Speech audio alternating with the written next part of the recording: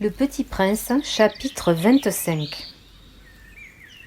Les hommes, dit le Petit Prince, ils s'enfournent dans les rapides, mais ils ne savent plus ce qu'ils cherchent.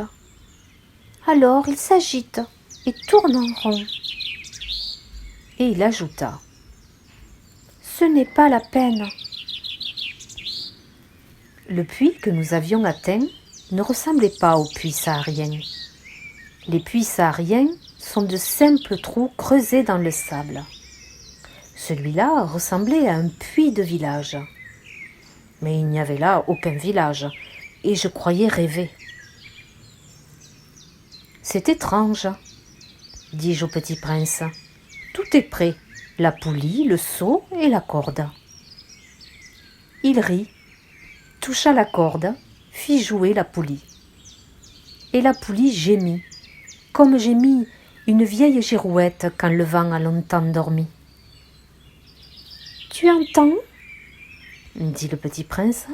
« Nous réveillons ce puits et il chante. » Je ne voulais pas qu'il fît un effort. « Laisse-moi faire, lui dis-je, c'est trop lourd pour toi. » Lentement, je hissai le seau jusqu'à la margelle. Je l'y installai bien d'aplomb. Dans mes oreilles durait le chant de la poulie, et dans l'eau, qui tremblait encore, je voyais trembler le soleil.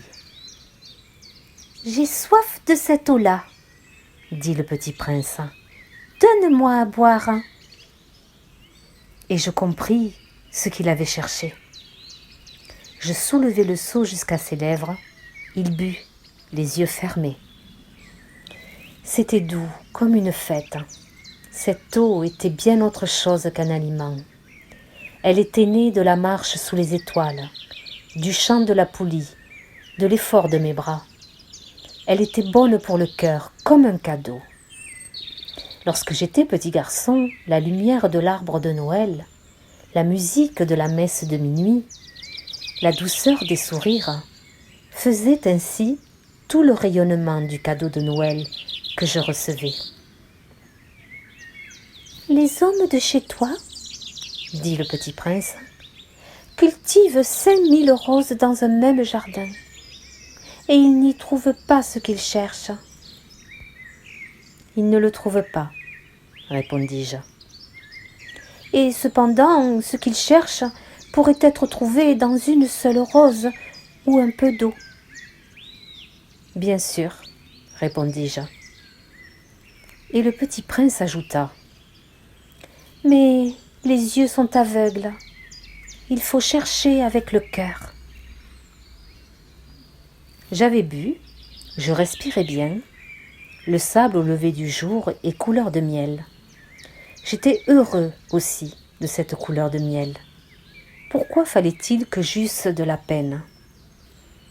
« Il faut que tu tiennes ta promesse, » me dit doucement le Petit Prince, qui de nouveau s'était assis auprès de moi. « Quelle promesse ? » ?»« Tu sais, une muselière pour mon mouton. Je suis responsable de cette fleur. » Je sortis de ma poche mes ébauches de dessin. Le Petit Prince les aperçut et dit en riant, « Tes baobabs, ils ressemblent un peu à des choux. » Oh ! Moi qui étais si fière des baobabs. « Ton renard, ses oreilles, elles ressemblent un peu à des cornes, et elles sont trop longues. » Et il rit encore.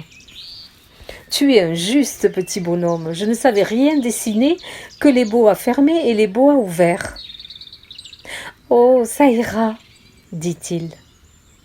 Les enfants savent. » Je crayonnai donc une muselière et j'eus le cœur serré en la lui donnant. « Tu as des projets que j'ignore ?» Mais il ne me répondit pas. Il me dit, « Tu sais ma chute sur la terre. Ça en sera demain l'anniversaire. » Puis, après un silence, il dit encore, « J'étais tombé tout près d'ici. » Et il rougit. Et de nouveau, sans comprendre pourquoi, j'éprouvais un chagrin bizarre. Cependant, une question me vint. Alors ce n'est pas par hasard que le matin où je t'ai connu il y a 8 jours, tu te promenais comme ça tout seul, à 1000 miles de toutes les régions habitées? Tu retournais vers le point de ta chute?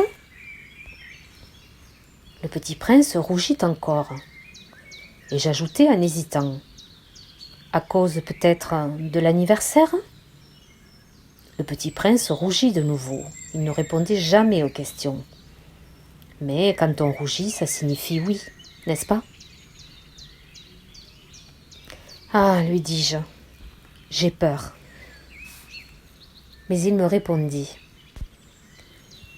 Tu dois maintenant travailler. Tu dois repartir vers ta machine. Je t'attends ici. Reviens demain soir. Mais je n'étais pas rassurée. Je me souvenais du renard.